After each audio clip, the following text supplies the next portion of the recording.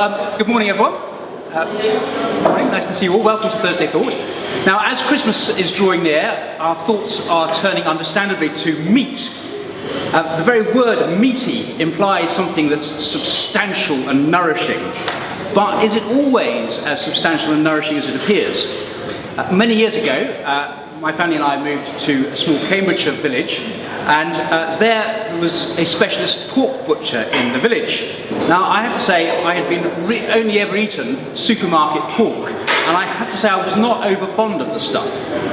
But then I tried their locally reared Tamworth, and it was an absolute revelation. This was what I instinctively always felt pork should taste like, but somehow it never did. And I was completely hooked. And I gradually worked my way through their entire range: Hampshire, Saddleback, and the best of all, Gloucester Old Spot. I was a complete convert, and I could never go back to the sort of thin, water-pumped, tasteless pieces of miscellaneous white flesh that the supermarket so misleadingly labelled pork.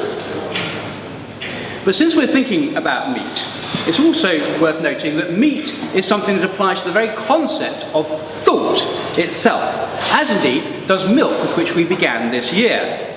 A meaty thought is one to chew on, one that takes a bit of digesting, but is deeply nourishing and satisfying, whereas milk is used to describe learning the basics. Now, in food, of course, no one stays on mother's milk for the rest of their lives. Eventually we move on to meat. But when it comes to thinking, it does seem to me that many people are quite content to remain on a milk diet. "We did go to school, Vicar," is a response I often get from my parishioners when I try and get them to think.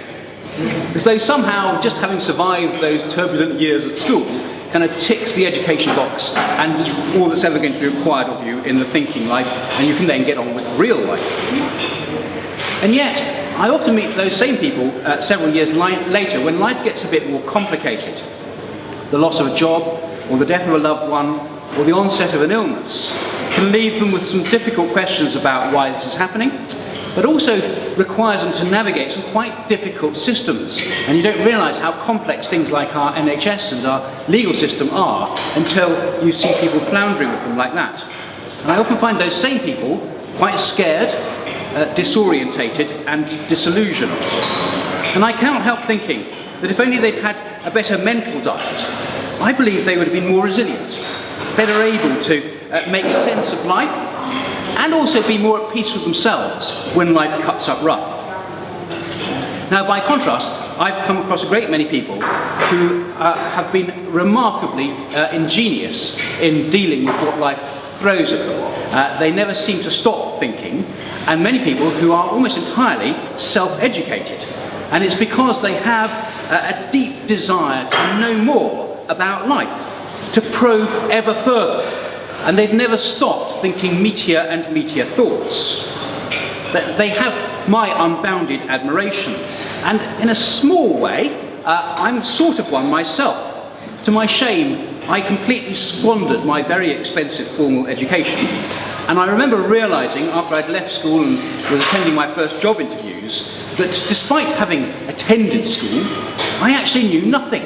Nothing at all. Nothing that would have been any use to anyone. And I remember thinking to myself, why would anyone want to employ me? And I resolved there and then never to stop thinking and to learn everything I could about anything, absolutely everything. Now, I went on to study economics, law and theology, and in a more informal way, philosophy, the arts, politics, music, history, just everything I could about everything, because I have come to love learning and thinking. To me, every new thought, every new idea, every new area of knowledge is like a wonderful plate of roast Tamworth or Gloucester Old Spot. Yes, it takes a little more chewing, but it tastes fantastic and it's deeply satisfying. I think one of the best things that we can do for ourselves and for our children is to teach them to think. And I have to say I deplore our education system's increasing narrowness, moving away from believing in learning as a fulfilling activity in itself towards a more outcome-driven approach that teaches only what you can measure in exams. No wonder so many people are put off school. No wonder thinking has a bad press. I'd say if it was up to me, I'd start every child teaching them things like music and chess and sport, getting their little brains to work first before we start cramming them with facts and knowledge. But of course we don't teach people to think. And if you're not taught to think, then of course it hurts to try and do it. And too often it seems to me that as a society we resort to opinions rather than thoughts, or to presumptions rather than true knowledge, milk rather than meat. I think the recent examples of the referendum debate and the US elections rather prove that point. Opinions fiercely exchanged rather than ideas or principles or facts. And of course social media exposes us to more opinions than we've ever had to deal with before.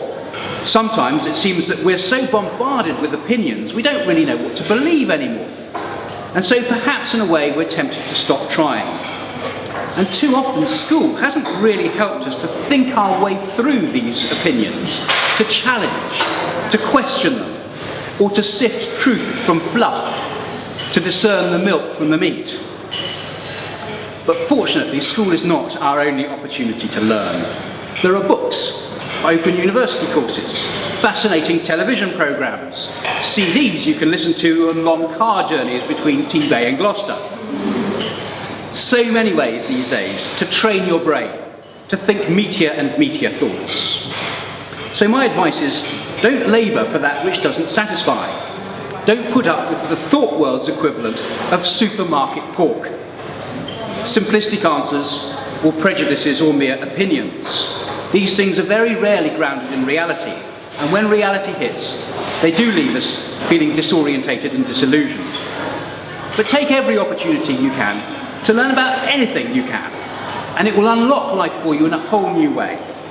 Learn to question, dig down into issues, and get beyond the opinions or superficial judgments. Look at issues from every side, and don't be satisfied until you understand a thought deeply. And then, of course, you'll be able to nail your colours to the mast and have something solid and satisfying to believe in.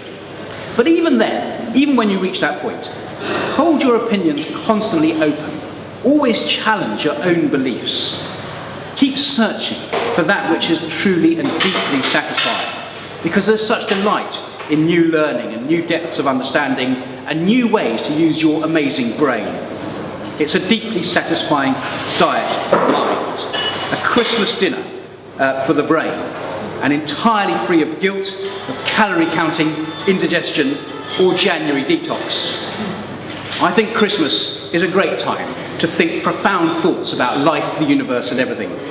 And when you put your thinking cap on, head straight for the meat, and bon appetit. Thank you.